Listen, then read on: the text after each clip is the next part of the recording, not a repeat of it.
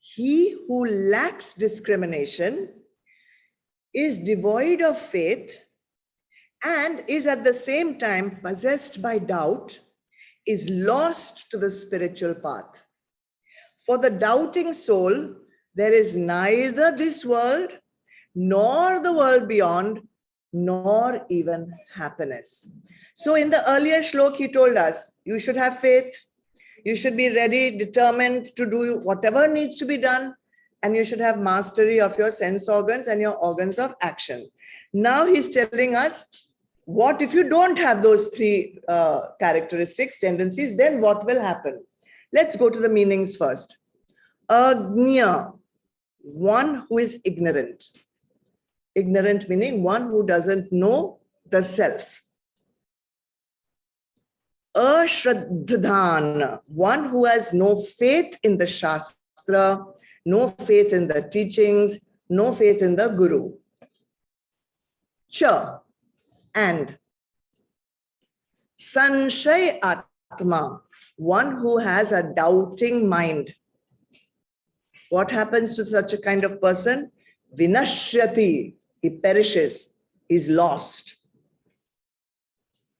Meaning, Nayam Loko, neither in this world where we are living right now, nor para, in the afterlife also, neither in this life also, nor after death also. What will happen? Na sukham, no happiness. Neither here also no happiness, afterlife also no happiness. Asti, no sukham, no happiness, asti, exists. For whom? Asanshay atmanaha, for the one who has a doubting mind. So as sadhaks, what are we all trying to attain? What are we all working towards? We are working towards liberation. Liberation from what? Why? Why cycle of life and death? Why should we want to be liberated from the cycle of life and death? Avoid dukh. That's it. Because we are fed up of dukh. And dukh is there in every phase of our life because it's part and parcel of sansar. That whether there's dukh for some time, it will always be followed by sukh. And if there's sukh, it will always be followed by dukh. So this continuous carousel or this continuous roller coaster experience of sukh and dukh and up and down, we need to become free of it. We need to rise above that. Okay. So Bhagwan has clearly explained, if we want to be liberated from this continuous up and down of life, what do we need? Knowledge. Knowledge of what? Who am I? We have lots of knowledge of the world. We have knowledge of geography, history, maths, science, this, that, and everything. But we don't have knowledge exactly of, Arey Baba, who are you? You don't know your true identity, all right? And other thing is, this knowledge that we require for being in Anand, to be in Anand, this knowledge is not going to be enough that we acquire it from books. It's not enough that we will acquire it even sitting here in a pravachan. What you need is a direct experience which arises from your own antarkara, right? It comes from your own self. It must bubble up. Oh yeah, this is actually who I am. So outside knowledge is good. Theoretical understanding is there, but you still need direct experience that we call aparoksh anubhuti. And incidentally, that is exactly what we are doing every Thursday in the evening in the Zoom satsangs, aparoksh anubhuti. So we need to develop these three characteristics, Shraddhavan, Tatpara, and Samya Indriya, which we did last time. Now, the thing is, the Shastras tell us very clearly, it is not a very easy thing to attain because it needs a lot of dedication. 1 or 2% of spiritual seekers at any given time will reach the final truth. 1 or 2%. But I see you all over here are more than 1 or 2% of all the seekers. Yes or no? So all of you have to achieve it, okay, in this lifetime. There are many seekers. You all are definitely more than 1 or 2%. So whatever these Shastras are saying, 1 or 2% will get direct experience. You all should be in one of that 1 or 2%. You all should be there, okay? So rest of the people, they will have to come back for further future lives to do it. Now you open your books to Adhyay 7 and see Shloka 3.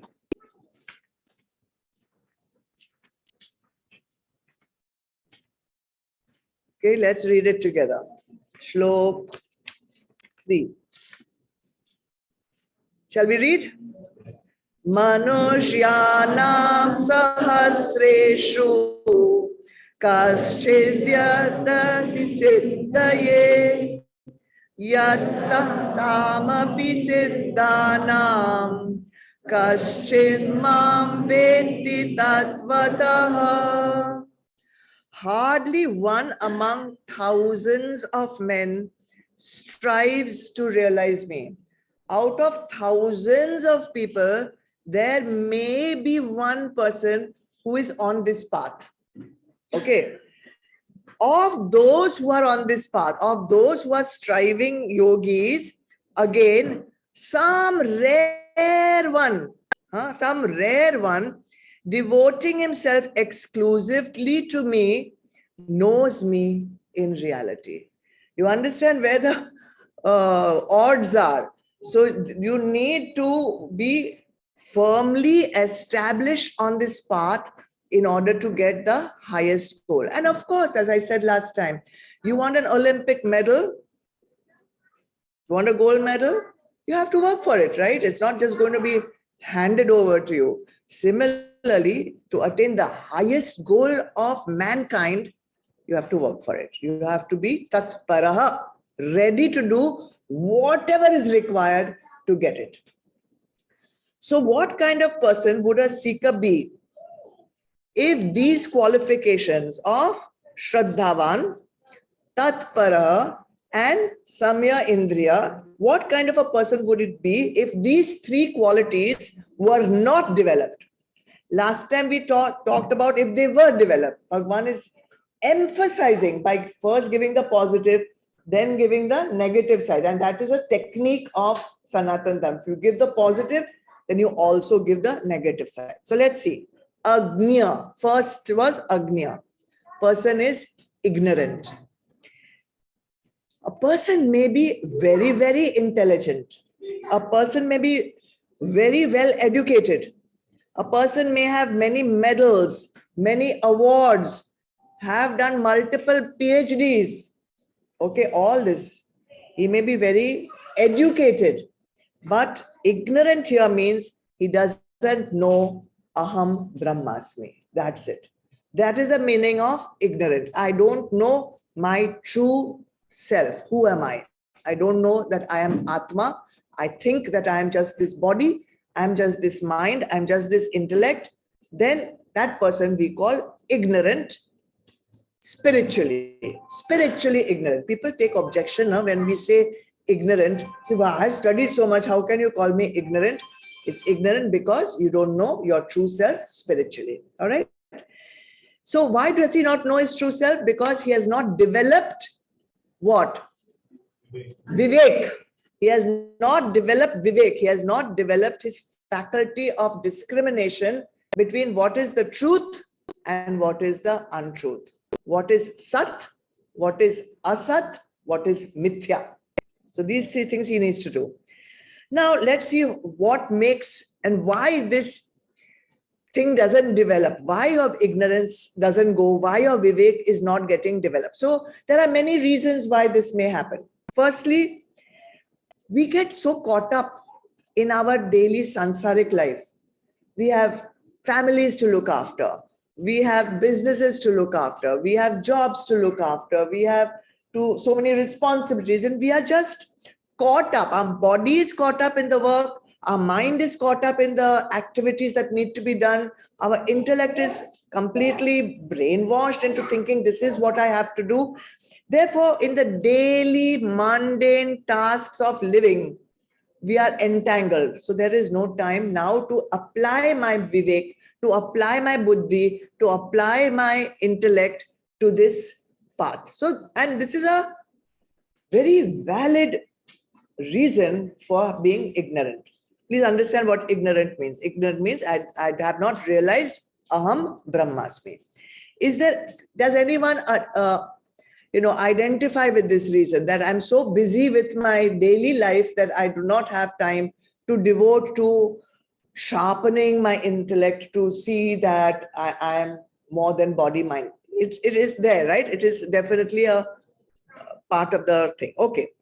Then there are some people, they are totally caught up in the sukhs of sansar.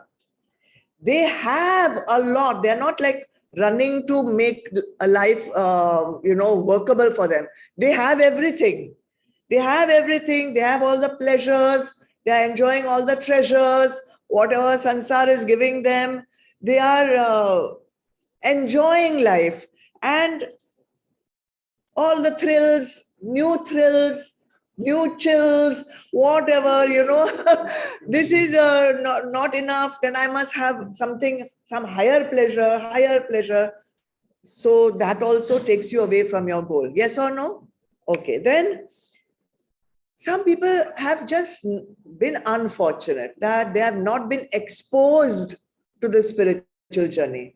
They have that it's not in their horizon only to know what is sadhana, what is moksha, what is karma yoga, what is dhyana. They have just not been exposed to that. So that could be one of the reasons. Why am I telling you all this? So that if any of these things are applying to you, you can recognize it and correct it if you want, of course. Then some people are spiritually inclined, possible, but their spirituality, and they pray, they do puja, they go to temples, they go to tirth yatra, they do all that. But what are they praying for is, Bhagwan, give me this. Bhagwan, make this wish come true. Give me this vardhan. Give me this boon. Give me this house. Give me this car. There are so many give me's are there that give me moksha is still, the bucket list is so long that by the time all these other vardhans and other boons and other desires get fulfilled, the moksha will happen later, maybe, at some later date. But first you give me the house, Baba. First you give me the car. First you give me this. First you give me that. Maybe the new outfit, maybe the new shoe, maybe the new designer bag. So many desires are there. So that is the problem. And they go to the temples, but that prayer is not happening as upasana. One is you're praying for the goods. One is you're praying for your desires to be fulfilled. And one is bhakti bhav. The prayer is not soaked in bhakti bhav. There is no connection of Atma to the Bhagwan. It is a ritual. It is something that you do mechanically. So that also. And of course, in most Indian houses, you will have one book of Ramayana, maybe you will have one Mahabharata, you will have one Bhagavad Gita, something you will have, but who's opening them? Dusty somewhere up on the higher shelf there. Nobody has bothered to open and see ki andar kya hai, what is inside, what is it all about. So this also contributes to what? Agya, ignorance, right? So such a person, Bhagwan says, is not going to find happiness. Because to find happiness, you should know the technique, na? To swim, you should know the technique of swimming. To roller skate, you need the technique of roller skating. For whatever, bungee jumping, should have the technique of bungee jumping. To have moksha, You need that technique also, but you don't open the books. You don't understand anything. You have not gone to find out the meaning. So kaise hoga? It's not going to happen. So Bhagavan says, if that is the case, you will not find happiness in this life also, not in the afterlife also. Okay. So that's the first reason for not having liberation. Second reason is ashraddha, no faith. No faith. So there are people who have opened the Bhagavad Gita. There are people who attend satsangs also. There are people who know about the Shastras also. But they don't have any faith in the teachings of the Shastras. They know everything. They are well informed. They are educated, but they don't have any faith, ashraddha. So they are already filled with all kinds of knowledge that they have collected from different books, from different websites, from different pravachans, from different sources. Those sources may be right, may not be right. They may be contradictory, because everything you read on the internet, you know, is not the truth. Okay. So if the teaching matches what is already preconceived notion in their mind, if the teaching given is comfortable for them to do, if the teaching is something that they identify with, okay. But not identifying with that means I'm not going to bother with this. So that is another thing. The faith is there, but it is selective. It is half faith when it suits them, and half faith means doesn't suit me, then no faith. Okay.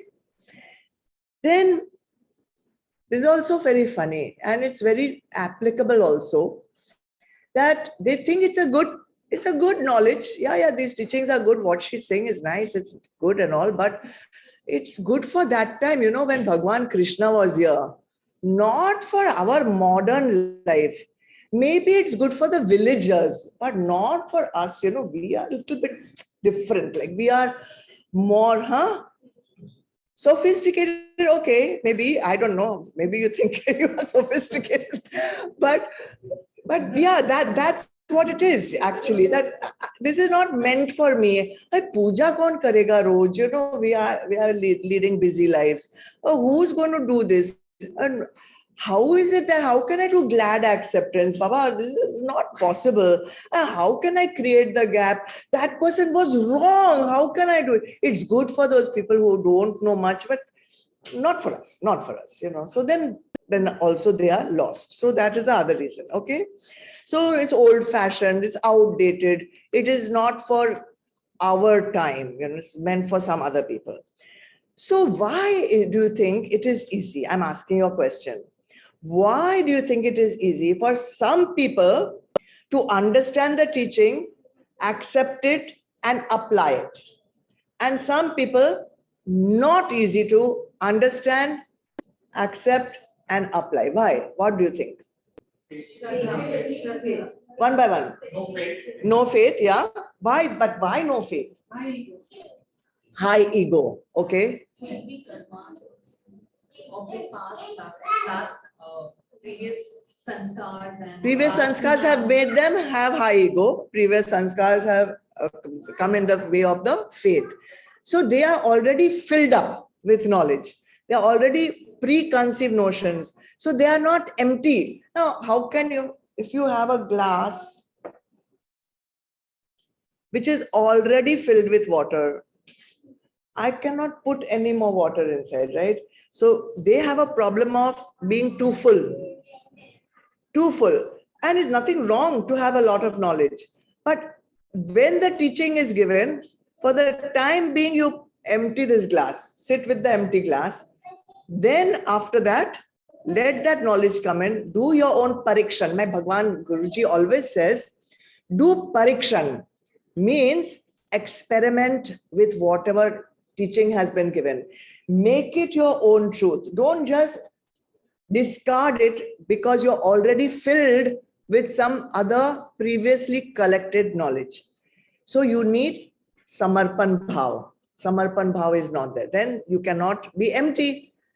Why we bow down and all of you come bowing down here, there and everywhere under the table. So that is physical samarpan. That is physical samarpan. That samarpan bhav must come from deep within. This must become empty. As I always said, you must become shesh. Shesh, empty. Shesh, emptiness makes you shishya. What is the meaning of shishya? Shishya is one who is empty. Shesh. Okay? So be humble. If you're humble, if you are ready to accept the teachings, experiment with them, make it your own truth. Sanatan Dharma never expects you to have blind faith. Take the teaching, do manan. Shravan, then what? Manan. Manan means, what did she say in the pravachan? Okay, let me see how does it apply in my life. Okay, I can apply it in this situation. I can apply it in that situation. Okay, I can. It is still in the I can. You have still not applied it. Now you apply it. Then see, does it work? Many times, and we all have difficult situations in our life. Yes or no? The first thing you all do is what? Kalma. Okay, Kalma. Why don't you try first to go through your notebooks, which you all are filled with knowledge, and see in this problem which I have, which sadhana would apply here? Or in other words, if I call Ma right now, what do I think she will say? And you all know exactly what I will say. Yes or no? Yes. Still you call. And then what will happen? I will say the same thing. The same problem comes again and again and again and again. Muhur, muhu, again and again. Right? Why? Because you don't want to take the responsibility of doing the resolving yourself. Now, how many years you all have been coming here? How many years? 12, 10, 15, 5, 7. Huh? By now, I have taught you all every single thing. Every single thing has been taught you. Do you agree with me? Do you have all the solutions to all the problems? You have or not? Yes. Why you don't apply? Why don't you all apply? Huh? Time now to experiment with the teachings. Time now. Okay, because you all know what I'm going to say when you call me, right? All right, so first reason for not getting enlightened. What is the first reason? Ignorance. Second reason? Ashraddha, no faith. Bhagwan says these two are bad, terrible, but the third one is the worst. Okay, so let's see what is the third category. Ignorant, so you don't have the knowledge. Ashraddha means you have the knowledge, but you don't have the faith. So what's the third worst of all the three? Sanshay Atma. You know, we call them doubting Thomases. You know who's a doubting Thomas? Doubts everything. Whatever you say, he has his own concept of everything. Whatever you say, he has already decided from before it's wrong. Okay, doubting Thomas. Sanshay Atma. See the word, Sanshay means what? Doubt. What does Atma mean? Why is it called Sanshay Atma? Atma means what, you know? You know? What is Atma?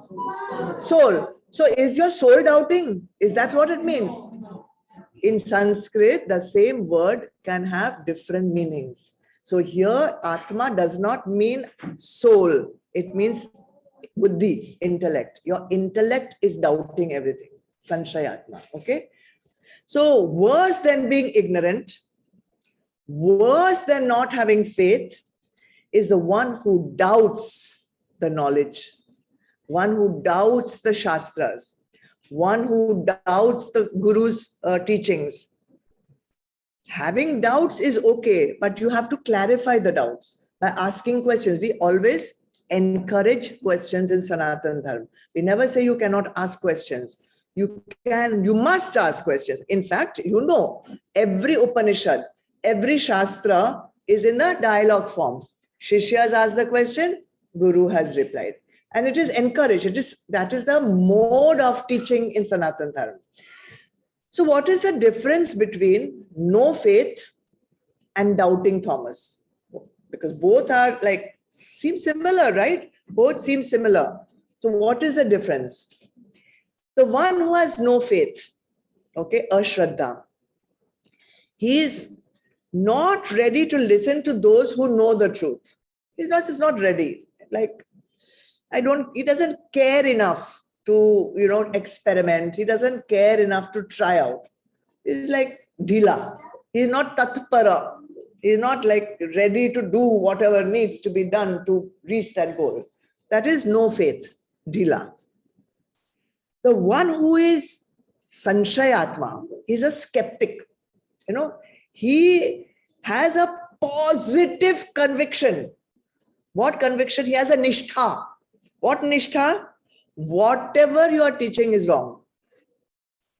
Whatever the Shastras are saying is wrong. I only know the best. There are people, they don't believe in God. They don't believe in Bhagavad Gita. They don't believe in Vedas. That is Sanshayatma. And that's the most worst of all the three. The reason why they will not attain liberation. I'm sure I have heard this many times from all of you also. We all have been ridiculed for attending satsangs, right? What? Going to satsang? This is not meant for young people like you. You should go when you are, retired. Why are you not eating non-vegetarian food? Why you do this? Why you do that? Nonsense, rubbish. Yes or no? All of us, including me. Okay. So these people cannot reach their spiritual goal because their doors are shut. They are not ready to open. They are not ready to listen. They have a nishtha. We ask for having nishtha in Aham Brahmasmi. And they have the nishtha, it's all bekar, it's all rubbish, it's all bakwas, what you all are doing. What are you doing? Wasting your life. You should be enjoying. You only live once, and you should enjoy that life. But don't they see we are enjoying this life much more than whatever life they think that they are actually enjoying? So this is the worst. Bhagavan says this is the worst of all the three reasons. Doubt, this sanshay, the Shastras always say, is like rust, jung. It corrodes the antakaran. It eats away. Your bheja only will be lost after some time. You will not be able to use it. Just like the hen or the chicken who had wings but never used them to fly. Now they can never fly. They have to keep going on the ground only and pecking from the ground. In the same way, we are born human beings. Human beings we are born with buddhi. That's the only thing that differentiates us from animals is our vivek, our ability to distinguish between right and wrong correctly, sat and asat. But if we are not using it, then what will happen? We will lose the ability to use it whenever we want to use it. And when you lose your ability, you die. Not using your vivek is the only thing that is separating you from animal. Guys, where are you going to be born next life? Animal yoni. And that is the biggest danger. Okay? All right. Bhagavan also says, doubt is like poison. Poison means you will perish. Vinashyati, you will perish. Okay? Now, who are you doubting? Not you, the doubting Thomas. Who are they doubting? They're doubting the existence of God. They're doubting the validity of the Shastras. They're doubting the Updesh of the Guru. Is anything happening to God if you are doubting it? No. Is anything going wrong with the Shastras if you are doubting it? No. Is anything getting lost in the teaching of the Guru if you are doubting it? No. These things are Sanatan. These will always remain. Nothing is going to happen to them. Who is perishing? Vinashrati. Who is perishing? The doubter. Therefore, Bhagavan says, Na sukham. This person who has so much nishtha that all that we are doing is false, that person will find na sukham, no happiness at all. See, people may make a lot of money. We associate happiness with ability to buy many things, ability to go wherever we want to go, ability to get whatever we want to get. And they may get it also. But are they happy? That is the important thing. See, my Guruji always tells me, Swamiji, you know him very well. He says that we envy the prosperity of very wealthy people.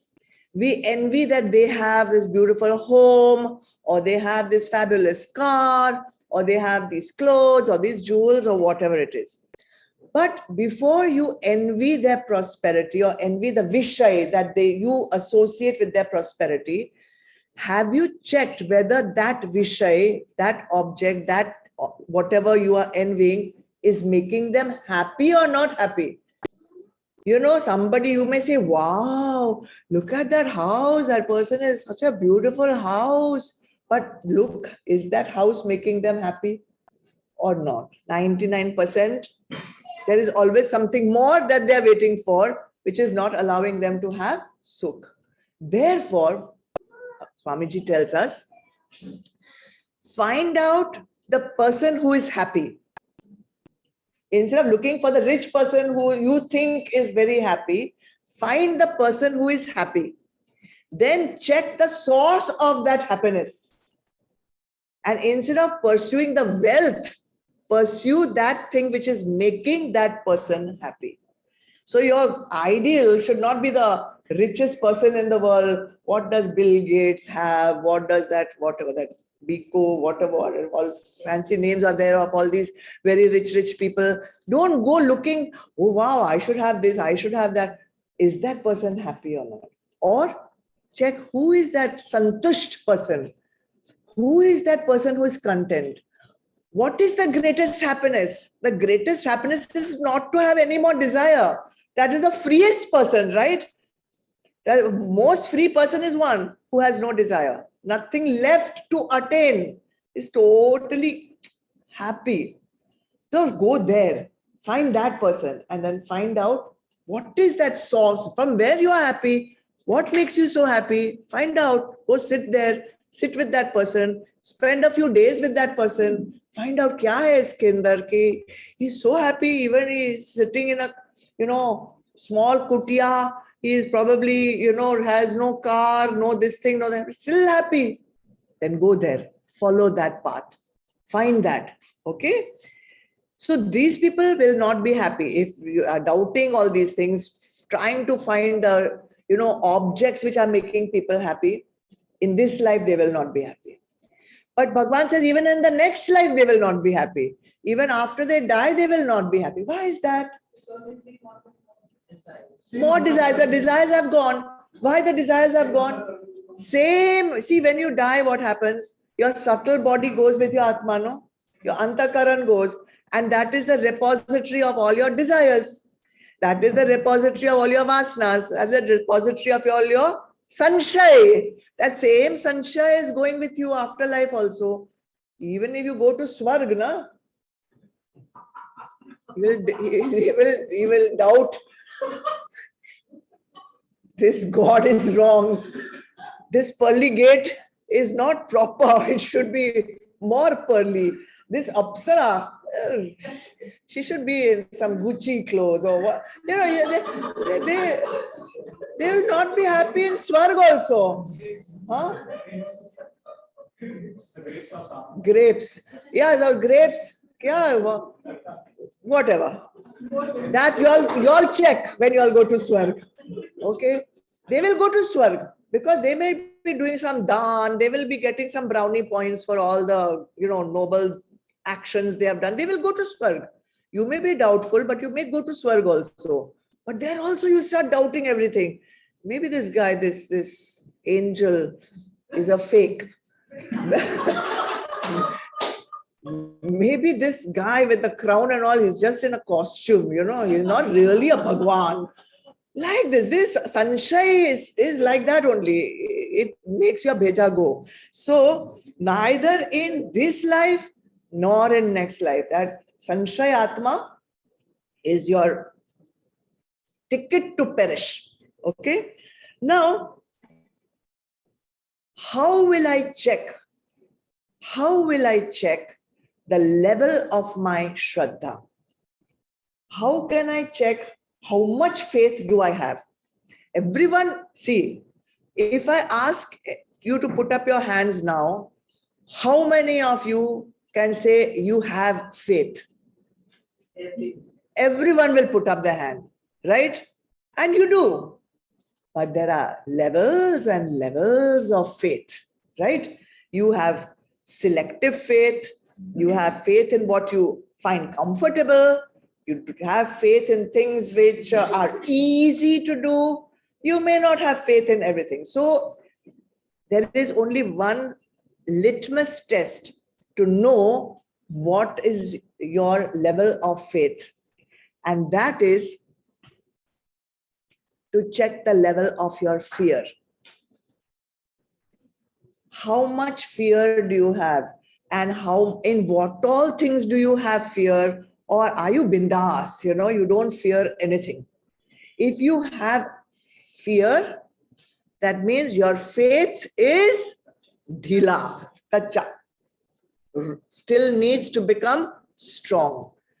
And we have always been saying this. Faith, you all say, finish the sentence. Faith overcomes fear. Faith overcomes fear. So if you are still, you say, I believe in God. Oh, of course. What do you mean? Of course I believe in God. Of course I have faith in God. In that case, Bhagavad Gita chanting. Okay.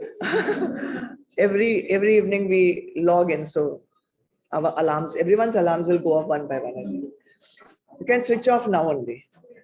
So everyone says, I have faith. Yes? All of you believe in God? Yes. Then why do you worry? Why do you worry about the future? Why do you worry what will happen to me in my old age? Why do you worry about what will happen to this, that, and the other? You have faith? Have you done Samarpan? Have you got that Nishtha in Bhagwan? Then you will not fear anything. You will bindas go ahead with life because you have faith. Okay. So check that out. That's a very important point for you to check. Now from these three, ignorant, no Shraddha, and Sanshayatma. The worst person to correct is the Sanshayatma. Why? The person is ignorant. Means nothing is there. Khali hai, matlab, no knowledge is there. You can feel it, na? You can feel it. You can give knowledge. Will take some time, but you can start feeling. The one who has no faith, but he comes, is not very pakka, he attends satsang regularly. The guru can use teachings, the guru can use examples, the guru can use sadhanas and strengthen his faith. His faith is weak. He can strengthen it. But Sanshayatma, when the door is completely closed, there is nothing more anyone can do. So that Bhagwan says is the biggest pap, the biggest sin, because you have got a human life, you have got a human birth, but it is in vain. You will not use this life for the purpose for which it has been given to you. Okay. So what is the final authority in knowing whether the teaching is correct or not correct? What is the final authority? What the teacher says, is that the final authority? What the website says, is that the final authority? What the video says, is that the final authority? Vedas. The Vedas are the final authority in knowing what is the truth. Okay. But you don't know how to read the Vedas because it's in Sanskrit and most of us don't know Sanskrit. So then go to the Guru who you have faith in, who has tried to find out what is the correct thing written in the Vedas, and go with that. If you are doing research on the net, let me just give you some alerts on how you should do the research. When some information is given on the net, in any website, let it be any website, make sure that the name of the Veda, Shastra, scripture has been mentioned. Where, in which Shastra is this information there? The name of the Shastra should be there. Not only that, the name of the chapter should be there and the number of the shlok should be there. Then only you should believe the information. Otherwise, you will be misguided. Okay. So these are the three things that this shloka is telling us. And we have come actually now to the concluding 2 shlokas of chapter 4. Let's go to the next 2 shlokas. We will finish very fast because it is just a recap of all the things we have done so far. Number 41.